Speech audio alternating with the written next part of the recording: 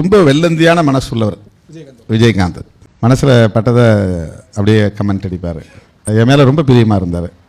பழகின கொஞ்ச நாளில் வந்து அவர் வந்து எனக்கு ரொம்ப பிடிச்சி போச்சு. அவரை ரொம்ப சாதனைகள் படைக்க வேண்டிய வாய்ப்பு இருந்தும் அது வந்து அவருடைய உடல் நலம் சரியாக அவர் கவனிக்காதனால அல்லது அவர் பாதிப்பு ஏற்பட்டதுனால அந்த பெரிய வாய்ப்பு அவருக்கு பறி போயிடுச்சு.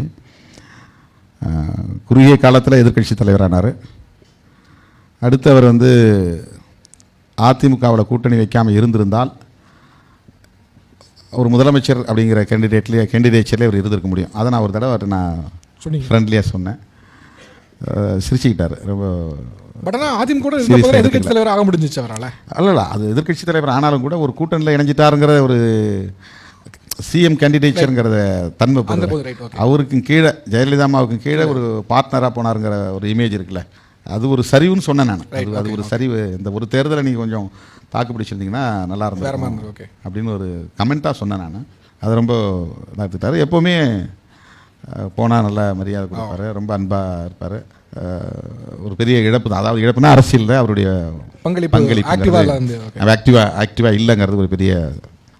மற்றபடி கூட்டணி, அதாவது கூட்டணிங்கிறது வந்து ரொம்ப லேட்டாக தானே அவர் வந்து எங்களோட சேர்ந்தார். நாங்கள் முதல்ல நாடு கழிச்சு தானே சேர்ந்தேன். அதுக்கப்புறம் தான் அவர் வந்து திமுக சேர்வாரா இங்கே போவாராங்கன்னு ஒரு பெரிய இழுபறி இருந்தது. பலம் நழுவி பாய் போகுதுன்னு கலைஞர் சொல்லி சேர்ந்தது எங்களுக்கு பலம்னு சொல்லலாம், பலவீனம்னு சொல்லலாம். அது ரெண்டையும் விவரிக்கணும்னா மணிக்கணக்கில் தேவைப்படும். அது ஒரு வகையில் வந்து ஒரு பாப்புலர் பர்சனாலிட்டி, ஒரு எதிர்க்கட்சி தலைவர் இந்த அணிக்கு தலைமை தாங்கிறார் அப்படிங்கிறது ஒரு சிஎம் கேண்டிடேட்ங்கிற அடிப்படையில் நாங்கள் அவரை முன்னிறுத்தினோம். அது ஒரு வகையில் ஒரு பாசிட்டிவான விஷயம். அந்த கூட்டணி ஜெயிச்சிருந்தா இன்னைக்கு கிழமை மாறி இருக்குமோ தமிழ்நாட்டில்? இந்த ஒரு வகையில் அந்த கூட்டணி ஜெயிச்சிருந்தா இன்னைக்கு கிழமை மாறி இருந்திருக்குமோ தமிழ்நாட்டில்? கட்டாயமா. இது வந்து டிஎம்டிகே வெர்சஸ் டிஎம்கேன்னு போயிருக்கோம். DMDK versus DMK, DMDK versus டிஎம்கேன்னு போயிருக்கோம் அரசியல். பிஜேபி அதுக்குள்ளே நுழைஞ்சிருக்க முடியாது. அது ஒரு பாதுகாப்பாக இருந்திருக்கும். ஓகே, அந்த பாதுகாப்பும் போயிடுச்சு. ஓகே. இந்த 2001 நான் வந்து தளபதியோட அவரோட தேர்தல் அரசியல் பங்கெடுத்துருக்கிறேன். கிட்டத்தட்ட 22 வருஷம். இடையில கொஞ்ச நாள் நாங்கள் வந்து ஏடிஎம்கே அணியில் இருந்தோம். அது கலைஞர் அப்போ வந்து எங்களை வச்சிக்க முடியாதுங்கிற ஒரு ஸ்டேட்மெண்ட்டை வெளிப்படையாக சொன்னார். அப்போ என்னென்னா பாமக தான் எங்களுக்கு வெளிப்படையாக சப்போர்ட் பண்ணிச்சு. திருமாவளவனுக்கு கூட்டணி சேர்த்துங்க, திருமாவளவனுக்கு சீட்டு கொடுங்க அப்படின்னு. அப்போ கலைஞர் வந்து பாமகவுக்கு கொடுத்த தொகுதியில் வேணால் அவங்க ஷேர் பண்ணிக்கிட்டோம் அப்படின்ட்டார். அதுக்கு பிறகு நாங்கள் வந்து ஏடிஎம்கேவோட சேர்ந்தோம். உள்ளாட்சி தேர்தலுக்கு பிறகு மறுபடியும் இங்கே வந்துட்டோம்.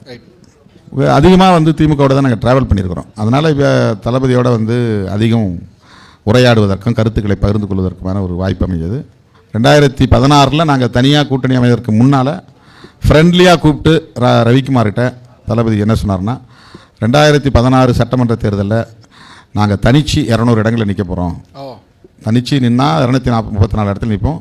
சில கட்சிகளை சேர்த்துக்கிட்டாக்கா 200 இடங்கள் அங்கே குறைவாக நிற்போம்.